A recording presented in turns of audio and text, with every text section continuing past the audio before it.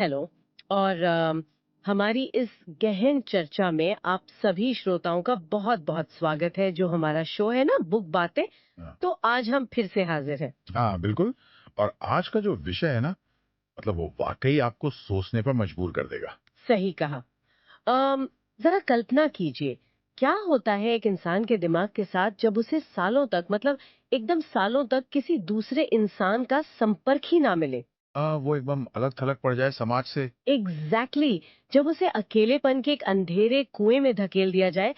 मनोविज्ञान कहता है कि ऐसा इंसान सिर्फ अकेला महसूस नहीं करता, बल्कि उसका दिमाग खुद को बचाने के लिए एक बहुत ही खतरनाक और हिंसक खोल तैयार कर लेता है। हाँ, एक डिफेंस मैकेनिज्म जिसे हम कहते हैं। बिल्कुल।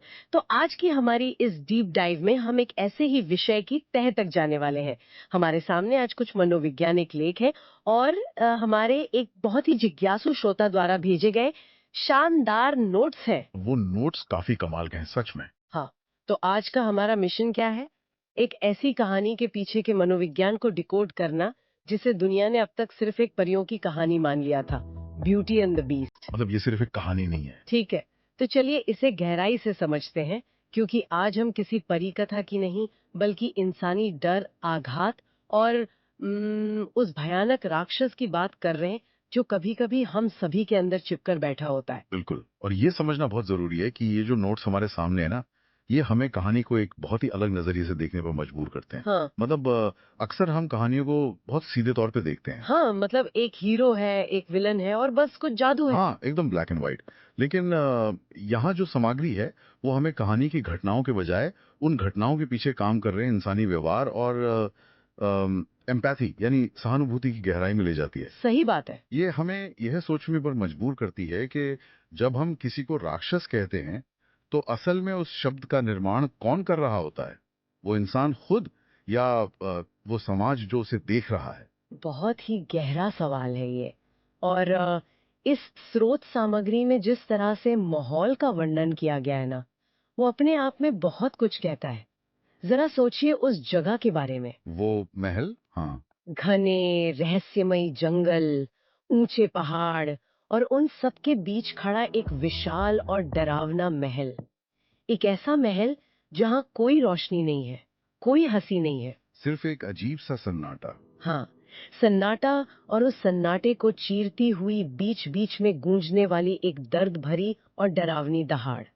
ये सिर्फ एक जगह का वर्णन नहीं है, मुझे लगता है ये उस किरदार की मानसिक स्थिति का रूपक है। Exactly exactly. यहाँ जो बात सबसे आकर्षक है, वो है इन नोट्स में दी गई दो अलग अलग दुनियाओं की तुलना। अच्छा, वो महल और गांव वाला हिस्सा। हाँ, अगर हम इसके मनोवैज्ञानिक ढांचे को देखें, हम्म। तो ये सिर्फ एक महल और एक गांव की बात नहीं है। हम्म। ये दो अलग अलग तरह के अकेलेपन की कहानी है। दिलचस्प। एक तरफ वो डरावना महल है हम्म। जहाँ बीस्ट रहता है, हम्म। और दूसरी तरफ एक छोटा साधारण सा गांव है हम्म। जहाँ हमारी कहानी की मुख्य पात्र बेला रहती है। और बेला का जो किरदार इस रिसर्च में उभर कर आता है ना, वो बहुत ही अलग है। मतलब वो कोई आम लड़की नहीं है। स्रोत बताते हैं कि उसे किताबें पढ़ना पसंद है, बड़े सपने देखती है, और सबसे बड़ी बात, वो दुनिया को अलग नजरिए से देखती है। बिल्कुल, वो लोगों के अंदर अच्छाई ढूंढने की कोशिश करती है। लेकिन यहाँ सबसे बड़ी विडंबना देखिए, गांव वाले उसे अजीब मानते हैं। हाँ, क्योंकि वो उनके जैसी नहीं है। उनका कहना है कि ये लड़की तो हमेशा किताबों में और अपने ख्यालों में खोई रहती है। ये मुझे उस स्थिति की याद दिलाता है जहाँ लोग किसी किताब को सिर्फ उसके कवर से जज करते हैं। बिल्कुल। मतलब समाज अक्सर उन चीजों को या उन लोगों को अस्वीकार कर देता है जिन्हें वो आसानी से समझ नहीं पाता। हाँ, जो नॉर्मल सांचे में फिट नहीं बैठते। सही कहा। गांव वालों के लिए एक लड़की का इस तरह से सोचना, सवाल करना उनकी समझ से बाहर था। इसलिए उसे समझने के बजाय उन्होंने उसे अजीब का टैग दे दिया। ये एक बहुत ही आम मानवीय प्रवृत्ति है। जब हम किसी चीज को समझ नहीं पाते तो हम उससे डरने लगते हैं। और यही बात मुझे सोचने पर मजबूर करती है। मतलब गांव वाले बेला को उसकी बौद्धिकता के कारण जज कर रहे हैं। हाँ, और दूसरी तरफ वही समाज उस महल वाले बीस्ट को उसके बाहरी रूप के कारण जज कर रहा है। दोनों ही अकेले हैं। बेला भीड़ के बीच रहकर भी अकेली है और बीस्ट को पूरी तरह से समाज से कटा हुआ है। लेकिन एक मिनट रुकिए। क्या हुआ? मुझे यहाँ इस विचार पर थोड़ी सी आपत्ति है। कैसी आपत्ति? बताइए। हम ये तर्क दे रहे हैं कि बीस्ट बस समाज द्वारा गलत समझा गया है, वो पीड़ित है। लेकिन जब बिला के पिता रास्ता भटक कर उस महल में पहुँचते हैं तो वो बीस्ट उन्हें सचमुच में कैद कर लेता है। हाँ, वो दृश्य तो है। मतलब ये कोई गलतफहमी नहीं है ना, ये तो एक अपराध है। वो हिंसक है, डरावना है। तो क्या हम सिर्फ उसके अकेलेपन के नाम पर उसकी क्रूरता को सही ठहरा रहे हैं? ये एक बहुत ही महत्वपूर्ण सवाल है और सच कहूं तो ये इस चर्चा का एक अहम हिस्सा है। नहीं, हम उसकी क्रूरता को सही बिल्कुल नहीं ठहरा रहे हैं। तो फिर? बल्कि मनोविज्ञान हमें यह समझाता है कि वो क्रूरता असल में पैदा कहां से हुई। जब किसी इंसान को लंबे समय तक नफरत और अकेलेपन का सामना करना पड़ता है तो उसका दिमाग एक रक्षा तंत्र बना लेता है, जिसे हम डिफेंस मैकेनिज्म कहते हैं। एग्जैक्टली। बीस्ट जानता है कि लोग उसे देखकर डरेंगे, नफरत करेंगे, इसलिए इससे पहले कि कोई उसे ठेस पहुंचाए वो खुद को एक क्रूर राक्षस के रूप में पेश करता है। वो गुस्सा, वो दहाड़ना, ये सब उस गहरे दर्द को छिपाने का एक तरीका है। हाँ, जब बेला के पिता वहां आते हैं तो बीस्ट का पहला विचार ये नहीं होता कि कोई मेहमान आया है। उसका दिमाग उसे ये बताता है कि ये एक और इंसान है जो उसे नुकसान पहुंचा सकता है, इसलिए वो आक्रामकता का सहारा लेता है। अच्छा, तो आप कह रहे हैं कि वो आक्रामकता असल में उसका डर है जो गुस्से का रूप ले चुका है? सटीक रूप से। और हमारे स्रोत में ये बात बहुत स्पष्ट है कि जब बीस्ट बेला के पिता को डरा रहा होता है तो उसकी आंखों में गुस्सा तो था, लेकिन कहीं बहुत अंदर एक गहरा दर्द भी था। उस इंसान का दर्द जो सालों से उस डरावने शरीर के अंदर कैद है। बिल्कुल। यहाँ बात वाकई बहुत दिलचस्प हो जाती है, क्योंकि ये पूरी डायनामिक, ये पूरा पावर स्ट्रक्चर तब दाश के पत्तों की तरह ढह जाता है जब बेला कहानी में एंट्री लेती है। हाँ, वो बल बहुत शक्तिशाली है। जिसके सामने खड़ी होती है और बिना कापे कहती है, मेरे पिता को छोड़ दो, उनकी जगह मुझे रख लो।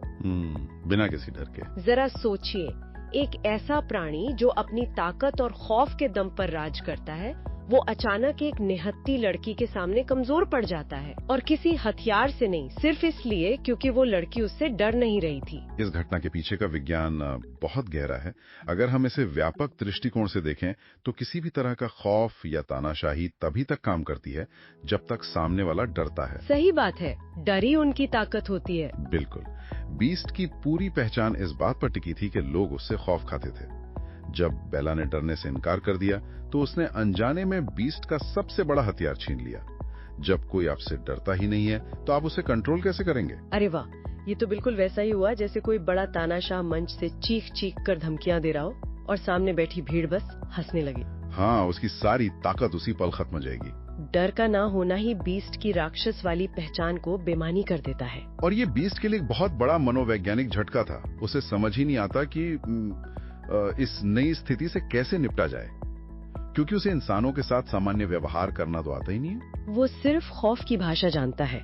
सही कहा। और यही बात हमें कहानी के अगले हिस्से में दिखाई देती है, जहाँ दोनों एक ही महल में रहने लगते हैं। शुरुआत में बीस्ट हमेशा गुस्से में रहता है, वो चीजें तोड़ता है, चिल्लाता है। हाँ, वो फ्रस्ट्रेशन। हमारे स्रोत इस व्यवहार को बहुत बारीकी से विश्लेषित करते हैं। ये गुस्सा असल में है क्या?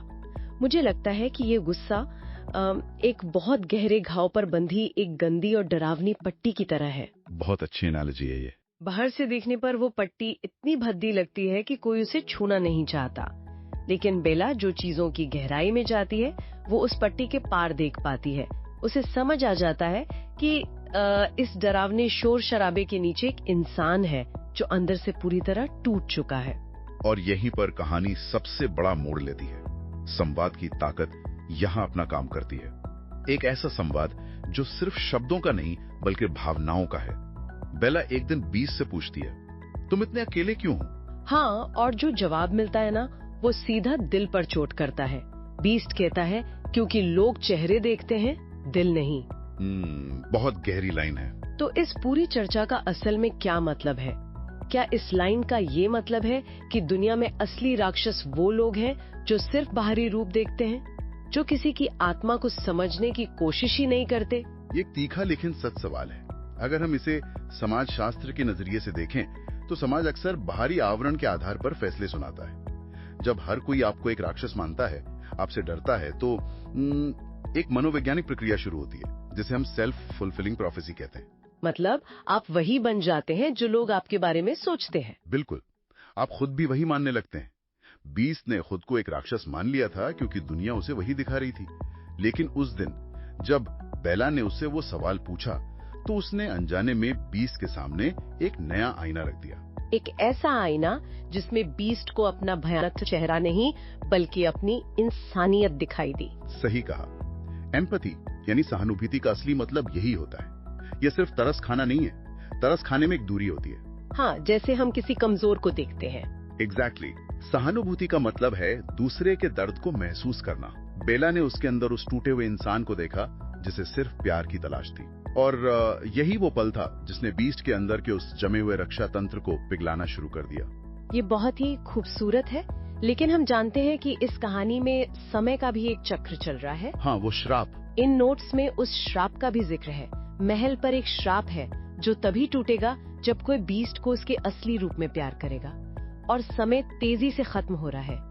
तभी कहानी में बाहरी दुनिया यानी वो तथा सभ्य समाज प्रवेश करता है। और ये प्रवेश बहुत ही हिंसक है।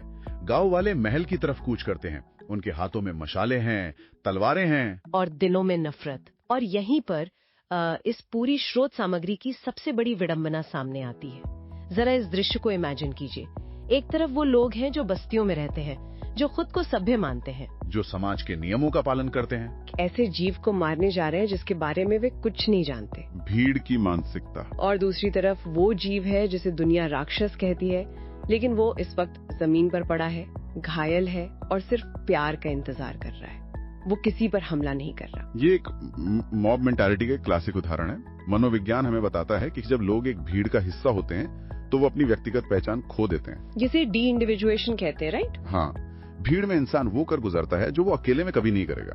गांव वाले असल में बीस्ट को नहीं मार रहे हैं, वे अपने ही उस डर को मारना चाहते हैं जिसे वे समझ नहीं सकते। अपनी असुरक्षाओं को बीस्ट पर थोप रहे हैं। बिल्कुल। ये बहुत भयानक सच है कि असली राक्षस तो वो भीड़ बन गई थी, लेकिन फिर वो चरम बिंदु आता है। बीस्ट जमीन पर पड़ा अपनी आखिरी सांसें गिन रहा है, और तब बेला भागती हुई उसके पास पहुंचती है। ये स्रोत के अनुसार ये वो चाबी थी जिसने सालों पुराने उस श्राप को तोड़ दिया। बिल्कुल, क्योंकि ये श्राप किसी जादूगर की छड़ी से नहीं टूटने वाला था। ये श्राप तब टूटता है जब बीस्ट को ये एहसास होता है कि कोई उसे उसके डरावने बाहरी रूप के बावजूद पूरी तरह से स्वीकार कर रहा है। उसके रूप को स्वीकार कर रहा है। हाँ, बेला का प्यार इस बात का प्रतीक था कि असली सुंदरता चेहरे में नहीं, दिल में होती है। बेला ने उसे एक इंसान के रूप में पूरी तरह से स्वीकार किया, और उसी स्वीकृति ने उसके अंदर के इंसान को फिर से जिंदा कर दिया। मतलब जिस दिन उसने खुद को बेला की नजरों से देखा, वो खुद से नफरत करना छोड़ सका। सही कहा। हम अक्सर वही बन जाते हैं जो प्यार करने वाले हमारी आंखों में देखते हैं। ये विश्लेषण वाकई इस कहानी को एक बिल्कुल नए स्तर पर ले जाता है। ये हमें सोचने पर मजबूर करता है कि हम अपनी रोजमर्रा की जिंदगी में कितने ही लोगों को उनके गुस्से या कड़वे व्यवहार के कारण खुद से दूर कर देते हैं। हम कभी गहराई में नहीं जाते। हाँ, हम ये सोचने की जहमत ही नहीं उठाते कि शायद उस कड़वाहट के पीछे कोई बहुत बड़ा दर्द छिपा हो। शायद उन्हें ही हमारी समझ और सहानुभूति की सबसे ज्यादा जरूरत हो। और यही इस पूरी चर्चा का सबसे बड़ा निष्कर्ष है।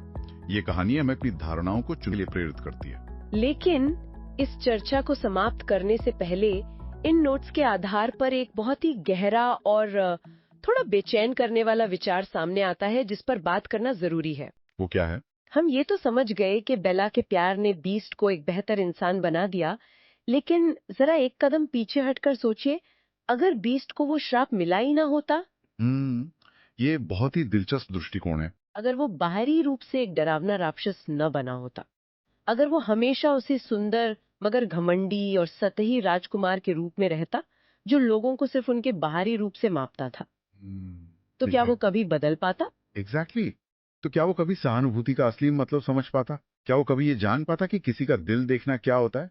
ये एक ऐसा सवाल है जो कहानी की पूरी बुनियाद को ही बदल देता है। बिल्कुल। क्या ये श्राप वास्तव में उसके लिए कोई सजा थी, या फिर उसकी आत्मा को झकझोरकर जगाने के लिए, उसे इंसानियत का असली पाठ पढ़ाने के लिए ये श्राप एक बहुत ही कठोर लेकिन जरूरी गुरु था। मतलब अपनी इंसानियत खोजने के लिए उसे राक्षस बनना पड़ा। हाँ, क्या कभी कभी हमें अपनी ही इंसानियत को खोजने के लिए एक बार राक्षस बनने की प्रक्रिया से गुजरना पड़ता है? ये एक ऐसा विचार है जो आसानी से पीछा नहीं छोड़ेगा। श्रोताओं को इस पर जरूर विचार करना चाहिए। बिल्कुल, आप सभी इस पर जरूर विचार कीजिएगा। आज की हमारी इस गहन चर्चा में हमारे साथ जुड़ने के लिए और इन जटिल विचारों को खंगालने के लिए बहुत बहुत धन्यवाद। शुक्रिया। और हाँ, अगर आपको ये डीप डाइव पसंद आई है तो वीडियो को लाइक करें, कमेंट करके अपने विचार शेयर करें और बुक बातें चैनल को सब्सक्राइब करना ना भूलें। और वो बेल आइकॉन भी दबा दें। हाँ, ताकि ताज़ा अपडेट्स आपको सबसे पहले मिले। हम आगे भी ऐसे ही विषयों की तह तक जाते रहेंगे। तब तक के लिए पढ़ते रहिए, सवाल पूछते रहिए और बाहरी चेहरों से परे दिलों को समझने की कोशिश करते रहिए। Good bye.